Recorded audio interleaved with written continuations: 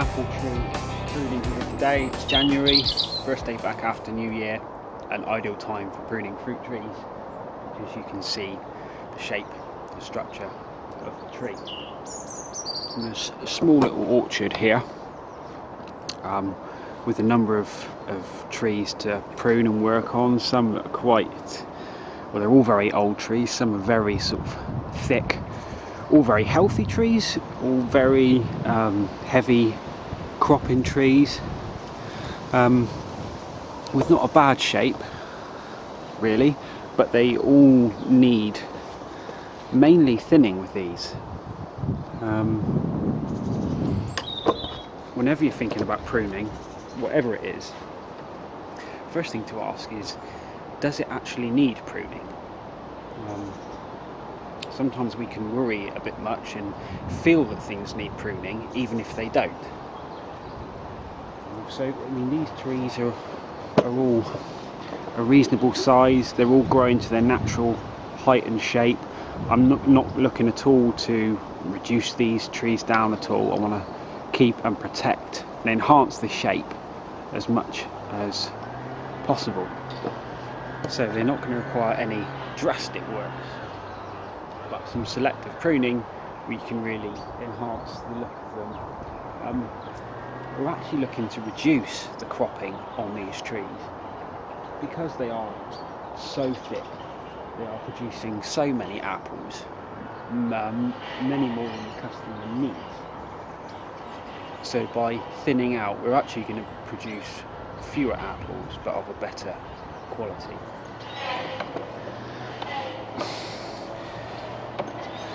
Before you start pruning, it's worth just assessing the tree. Ideally, you want a nice open shape, which allows light into the centre of the tree. That's better for health. You get better cropping, better quality apples. This tree here, I'll show you from the other side, it's not a bad shape, but very congested in the middle. So, key pruning principles for me is, first of all, the 3 Ds, anything dead, diseased or damaged, you can take that out. Then it's lifting the skirt. What I mean by lifting the skirt, that doesn't mean anything untoward, but what it means is where you've got like these branches here quite low down, you're going to be getting very little light to those apples. They can be difficult to mow around if you're mowing up to them. I've got some better examples around here. These lower branches here, they're going to be getting virtually no light when this tree is in leaf. So we're going to take all those out and allow this branch here to be our lowest, still within easy picking height. So that is what I mean by lifting the skirt, removing all of these lower branches. And you can either do this, you can either go through the tree at the start. If you're not quite confident, go through the tree at the start and remove anything dead, diseased or damaged, and then do lifting the skirt, taking off the lower ones, and then any crossing ones. If you're more proficient, you can work around the tree and do all 3 at one time. How I learnt about pruning apple trees, and how everyone should learn, is to have a look at the tree and see if it's been pruned before, and look and learn to see how the tree has responded. So, for example, how can I find a good example for you? Okay, so this branch here, this has been pruned here, probably, I'm imagining, 2 years ago. Someone's come in and cut sort of some stubby bits off the end. 2 years on, the tree has responded, as it will do, by producing 1, 2, 3 strong shoots. What that means, however, is that you've got quite a congested shape now. But look at old cuts and see how the tree responds, and that will help you learn where to prune and how the tree is going to respond to your pruning. Essentially, every time you want to make a cut, you need to ask yourself, one, how is this going to affect the look of the tree? Because aesthetics are important. How is it going to affect the look? How is it going to affect the shape? And how is the tree going to respond where I've cut it? If you're new and you're just starting off, then take your time to ask those questions. Once you're more proficient, you just know within seconds, as soon as you choose a cut, how it's going to respond. So I'll set the camera up and we'll have a prune of this tree.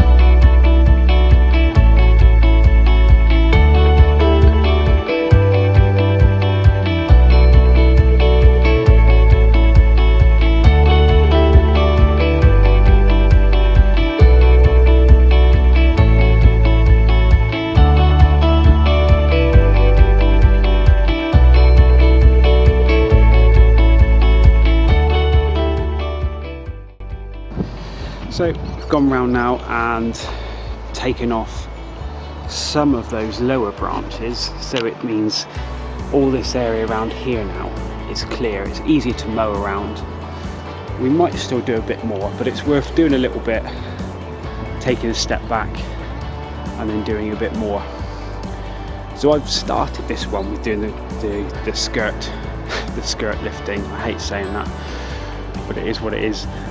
Now we're going to go through and look to open up the centre of the tree and take out any crossing branches. Here is a prime example. Got this branch coming out here, then it's jutting off to the side, and if you can see, rubbing on that branch there. So this whole thing we will take out. It's going to lose a lot of growth up here, but there's still enough to give a good shape. Another example of a crossing branch. You've got our main trunk here that we're keeping, and then we've got this big offshoot, and it's crossing over that way and over that way. So it's those sort of things that we'll be looking to remove.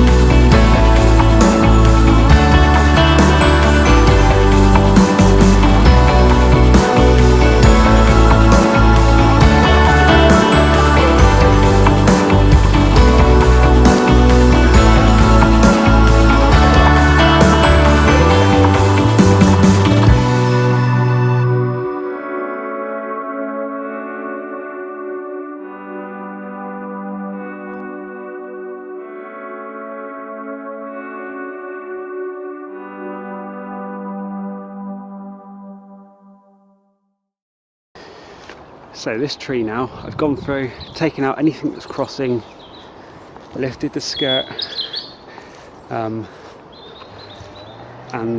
it's still got a nice shape, but there's a lot more light in here. Now at this point we have a choice, because the more you prune a tree, the more it's going to grow back. So really with any sort of pruning, but apple trees today, less is more. It is said that you should aim for about taking out no more than a third of a tree in a year. And a couple of years ago I spent a day with a person who manages orchard as a profession, and what he suggested doing was when you're cutting out bits from the tree, leave all the brash around the base of it, and then when you stand back and look, you can look at the brash and you can look at the tree, and you can assess more when you've reached that magic third.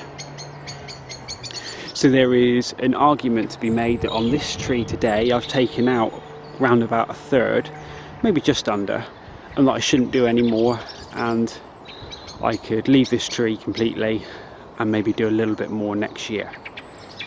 It does need some more work doing, because once you've thinned, you've lifted the skirt, you've taken out dead, then you can start looking more at the framework. And this tree in particular, we've got 1, 2, 3, 4 branches all growing in exactly the same direction, all competing for that light, and ideally we need to take out 2 of those 4 to bring in more light to the tree. If you're unsure, you could leave this to next year. It wouldn't harm the tree, just do a little bit more next time. I'm probably gonna do take out 1 or 2 more bits today, because I feel that I can get away with it, and that'll be it. I'm not touching the top very much at all. I'm not messing with the shape. A couple more bits and that'll be done for this year.